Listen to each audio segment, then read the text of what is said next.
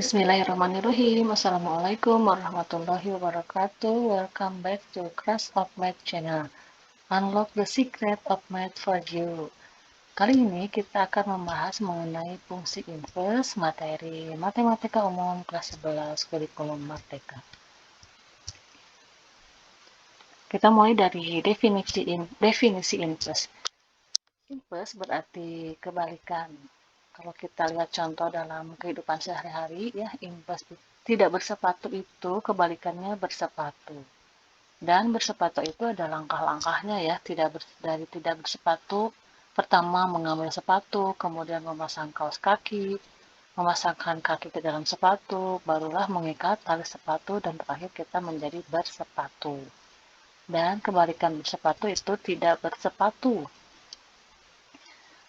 Dari bersepatu menjadi tidak bersepatu, pertama dengan membuka tali sepatu kita, kemudian mengeluarkan kaki dari sepatu, membuka kaos kaki, dan meletakkan sepatu, dan jadilah menjadi tidak bersepatu. Ya, jadi inverse fungsi itu adalah sebuah fungsi yang berkebalikan dari fungsi asalnya. Ya, kalau meletakkan berarti kalau mengambil berarti meletakkan, ya, memasang kaos kaki dengan membuka, memasang kaki, mengeluarkan kaki, mengikat tali, membuka tali, dan sebaliknya, ya. Kalau dilihat dari ilustrasi yang ini, ya, berarti di sini ada harus berkorespondensi satu-satu atau bijektif, ya. Berarti kita bisa simpulkan definisi dari inverse fungsi itu, ya. Suatu fungsi f memetakan b ke a akan mempunyai fungsi inverse. Ini dibacanya fungsi inverse, ya, memetakan b ke a jika fungsi f mempunyai fungsi yang bijektif atau berkorespondensi satu-satu. Kita lihat contoh. F pemetakan dari b ke a. Berarti dari a ke z, kemudian c ke y, dan b ke z.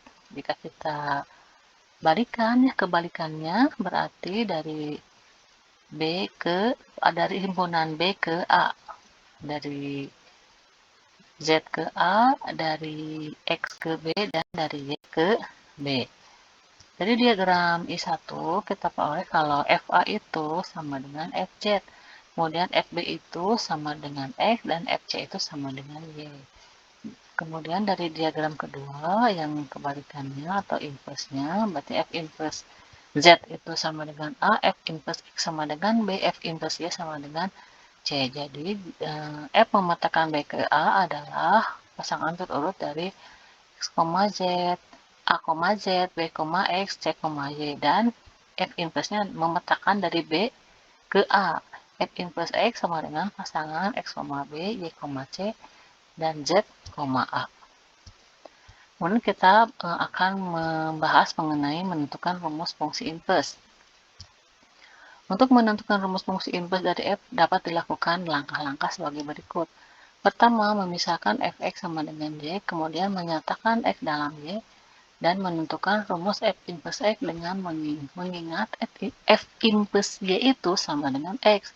Dan akhirnya kita mengganti variabel y menjadi x. Contoh, ada fungsi f memetakan b ke a, dinyatakan dengan fx sama dengan 3x plus 5. Tentukan rumus fungsi inverse-nya. Pertama kan tadi memisahkan fx sama dengan y. Jadi kita misalkan fx sama dengan y. Maka 3x tambah 5 sama dengan y. Tadi kan fx itu 3x tambah 5. Udah, ya. Jadi kemudian kita kan mau mencari variabel x, ya. Inverse-nya fungsi ini dalam x, ya. Jadi yang 5 ini kita pindahkan ke ruas kanan. Jadi 3x tetap di ruas kiri, y-nya tetap di kanan, 5 pindah jadi negatif 5. Kita kan hanya membutuhkan 1x, ya, bukan 3. Berarti yang ini kan kita ganti, kita bagi y-5 dengan 3. Jadi x sama dengan y-5 dibagi 3, atau x sama dengan 1/3 dikali y-5. Terakhir, di langkah terakhir, kita mengganti variabel y-nya dengan x, kembalikan lagi ke x-nya. Jadi f inverse x sama dengan 1/3 dikali x min 5. Contoh kedua.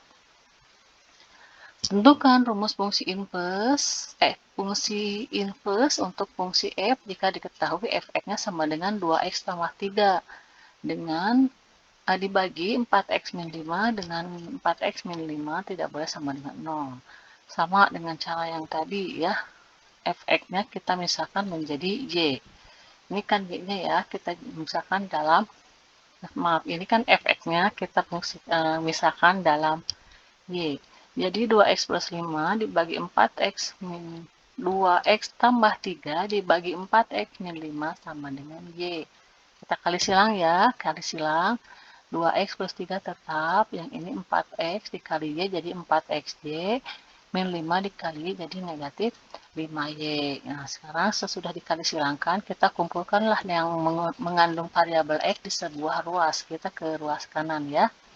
4xy tetap di ruas kanan, 2x pindah ke ruas kanan menjadi min 5. Nah, min 5y, min 2, maaf, ini min 2. Min 5y kita pindah jadi positif 5y, 3 tetap 3. Ini sudah 4xy min 2x, sama-sama mengandung variabel x, kita keluarkanlah x-nya. 4xy keluarkan x-nya, sisa 4y, min 2x keluarkan x, bisa min 2. Jadi 5x plus 3 sama dengan x dikali 4y min 2. Jadi yang di ruas kiri tetap ya. Tujuan kita tadi kan sama ya, mencari variabel x-nya. Berarti 5y tambah 3 dibagi 4y min 2. Syaratnya 4y min 2 tidak boleh sama dengan 0. Sama tadi ya. Di langkah terakhir, kita kembalikan lagi variabel y-nya dengan x kembali. Kembalikan lagi ke variabel x-nya.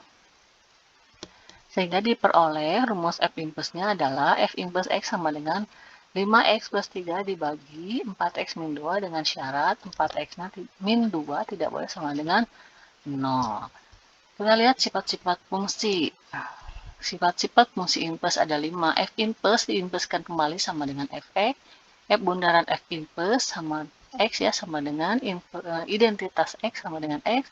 F inverse bundaran f x sama dengan identitas x.